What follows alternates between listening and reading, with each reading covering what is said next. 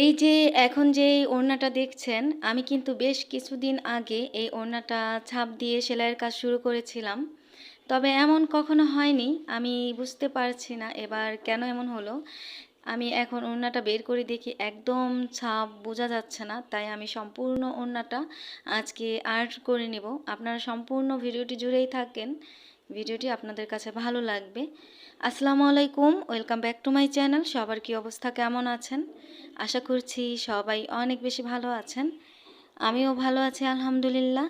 আর ভালো আছি বলে আবার নতুন একটি ভিডিও নিয়ে চলে আসলাম।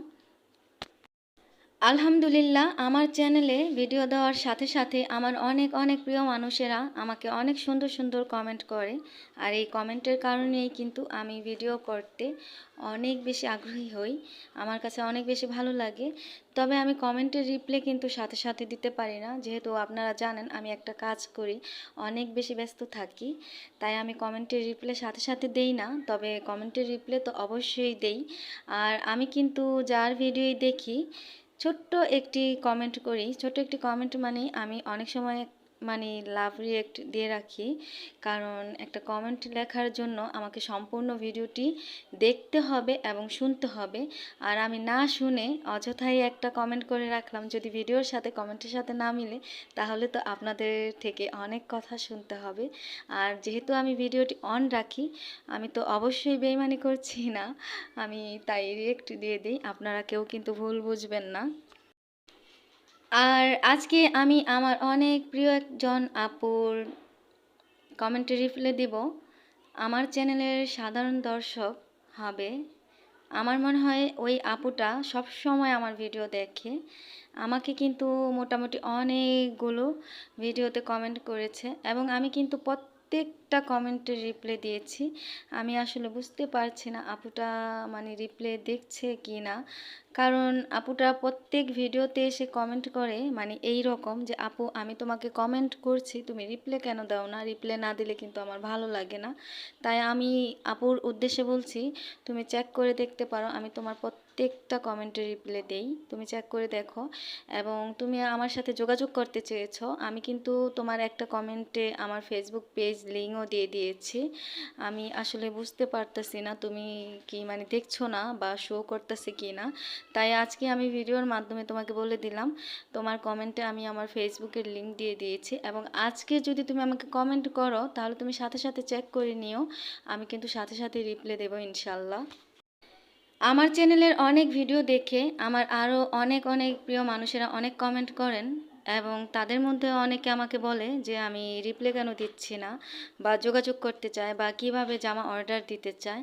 আমি কিন্তু তাদেরকে সাথে সাথে রিপ্লাই দেই। এবং মানে হয়তোবা একটা দুইটা কমেন্ট হলে আমি বুঝতাম, তারা কিন্তু প্রতিনিয়ত পরপর কমেন্ট করে যে আমি রিপ্লাই দেই না কেন। তবে আমি ভিডিওর মাধ্যমে কখনো রিপ্লাই দেই নাই, আমি কিন্তু কমেন্টের মাধ্যমে যে কমেন্ট করে সেখানে কিন্তু রিপ্লাই দিয়ে দিয়েছি যে কিভাবে মানে যোগাযোগ করতে পারে। তো তাদের সবার উদ্দেশ্যে আমি বলছি, আমি আসলে এই কাজটা শুরু করেছি, তবে ওই রকমভাবে তো এখনও মানে শুরু হয়নি, বা আমি কিন্তু অনলাইনে এখনও অর্ডার নিচ্ছি না, তবে ইনশাল্লাহ নিব। তো আমার যে পুরনো পেজটা ছিল, ফেসবুক ছিল, ওইটা কিন্তু আমি এতদিন অফ রেখেছিলাম, এখন আমি মোটামুটি কিছুদিন হলো ওটা অন করেছি, যেহেতু যোগাযোগের একটা মাধ্যম লাগবে তাই। তো আমি অবশ্যই ফেসবুক পেজ লিঙ্ক আপনাদের এখানে দিয়ে দিব। আর যারা কমেন্ট করেন তারা কমেন্ট চেক করবেন, সেখানেও কিন্তু আমি লিঙ্ক দিয়ে দিব, আপনারা ওইখানে যেয়ে আমাকে মেসেজ করবেন, আমি সাথে সাথে রিপ্লাই দেবো ইনশাল্লাহ। বিশেষ করে আমি কিন্তু ওই আপুটার উদ্দেশ্যেই বলছি, আপুটার নাম সম্ভবত তাজমিনা হবে।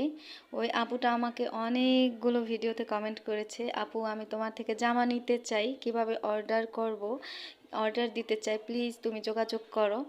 অসংখ্য ধন্যবাদ আপু তোমাকে। তুমি জামা নাও বা না নাও, তারপরেও কিন্তু তোমার কমেন্ট দেখে আমি অনেক বেশি উৎসাহিত হয়েছি, কারণ তুমি আমার তৈরি করা জামাগুলো পছন্দ করেছো আলহামদুলিল্লাহ। আমি কিন্তু আজকে ভিডিওর মাধ্যমে বলে দিলাম যে তোমার প্রত্যেকটা কমেন্টের রিপ্লাই আমি দেই, তুমি চেক করে দেখবে প্লিজ।